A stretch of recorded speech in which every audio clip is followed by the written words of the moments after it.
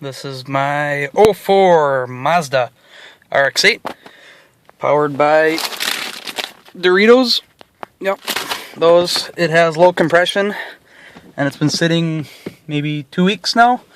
Let's see if the battery's decent. It's a new battery. All right, everything there.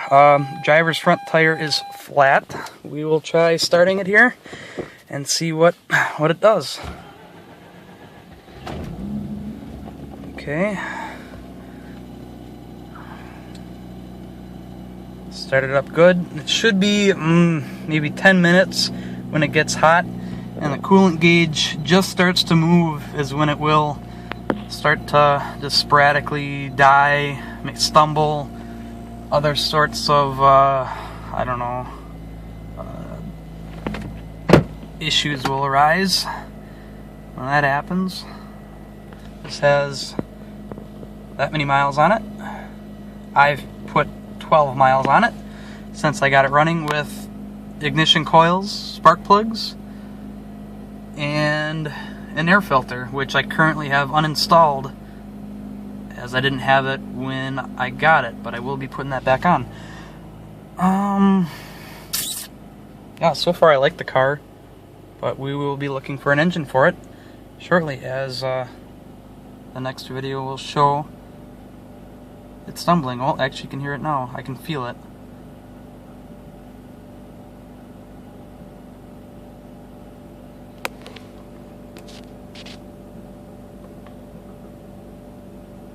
There, now it's doing rotary things. I don't know if you can hear that or not in the video, but there is a miss.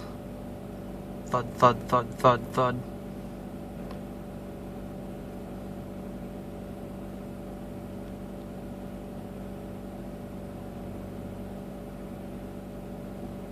Maybe we can hear it down here by the shifter. That'll be closer.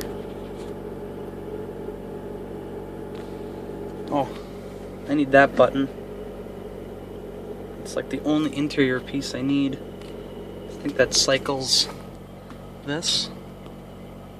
Yeah, that. Yep. Sure enough. I'll just leave it on feets. Or my feets. Maybe we can hear the exhaust outside.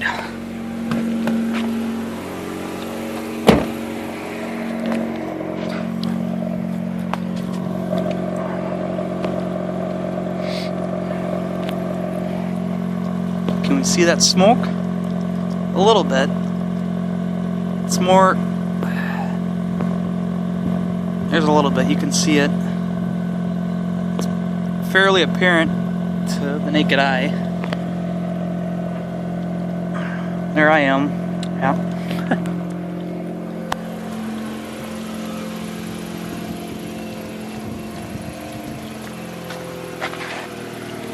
There it is. Oh yeah. Let's see if it'll die on us yet.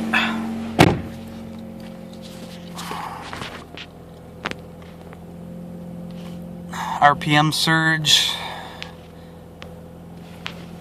I imagine it's because the oxygen sensor sees unburnt fuel from a low compression combustion chamber, so it adds less, and then less fuel for idle is not happy, and the cycle starts all over again.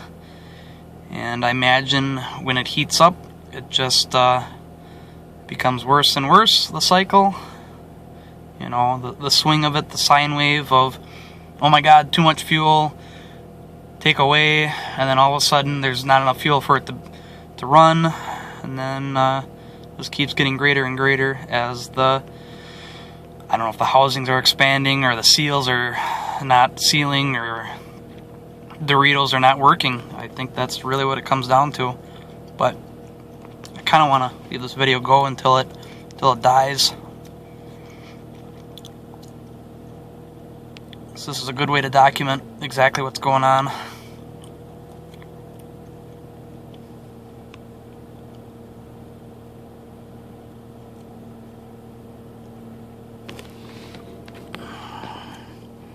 Yeah, it's still cold.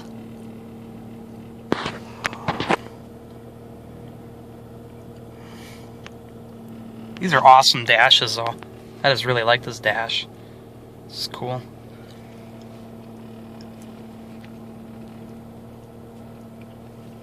I wish the gauges were more accurate, in particular that coolant gauge.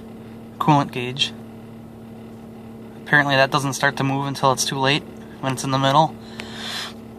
Like a lot of Ford gauges, I think.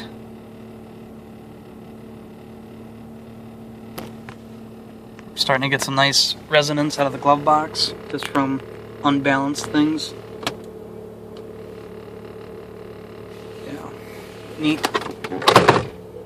Okay.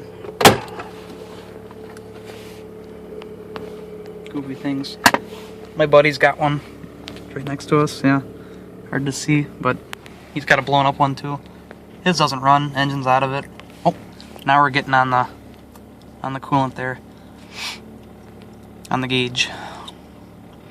Shouldn't be too much longer. It's been probably, what, 5 minutes of running? Settling down, what is that, 1100?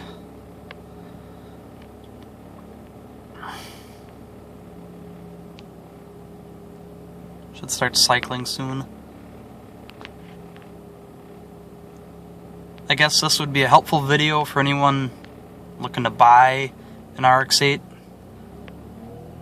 Starts to do that by itself. I haven't touched the throttle here. This is where I believe the ECU is sending too much fuel because it's seeing that it's warmed up.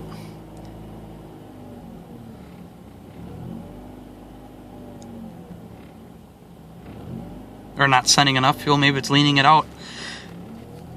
And it's unable to run at in that condition. I'm not really sure without a wideband, I couldn't tell you.